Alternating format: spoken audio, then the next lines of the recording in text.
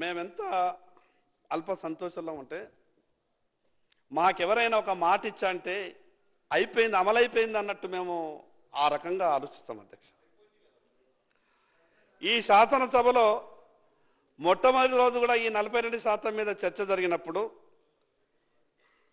ఈ రాష్ట్రంలో ఉన్నటువంటి తెలంగాణ బీసీలంతా కూడా పండగ చేసుకుని మిఠాయిలు లేకుంటే మేము మిఠాయిలు పంపిస్తాం, ఇంత గొప్ప అవకాశం వచ్చింది మీకు ఏం కావాలనంటే మా ఊళ్ళల్లో డప్పులు పెట్టి బాయలు పెట్టి మిఠాయిలు పంచుకొని పటాకాలు కొనుక్కొని మాకేదో కుర్చీలు వచ్చినట్టు మేము కుర్చీలలో కూర్చున్నట్టు జిల్లా పరిషత్కు చైర్మన్లుగా అయిపోయినట్టు మున్సిపల్ చైర్మన్లు అయిపోయినట్టు ఆ రకంగా మాకు ఆ రకమైనటువంటి ఒక వాతావరణాన్ని సృష్టించే ప్రయత్నం చేశారు.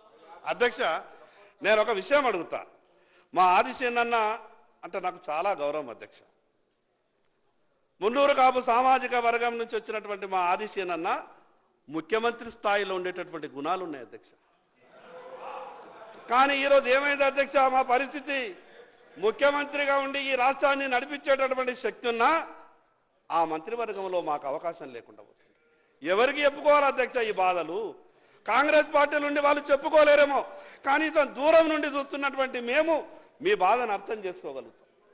అధ్యక్ష, ఎన్ని రోజులు అక్కడుండి పరిపాలించాల్సినటువంటి మనం ఎన్ని రోజులు అధ్యక్ష వెనక బెంచీలలో కూర్చుండి మాట్లాడు?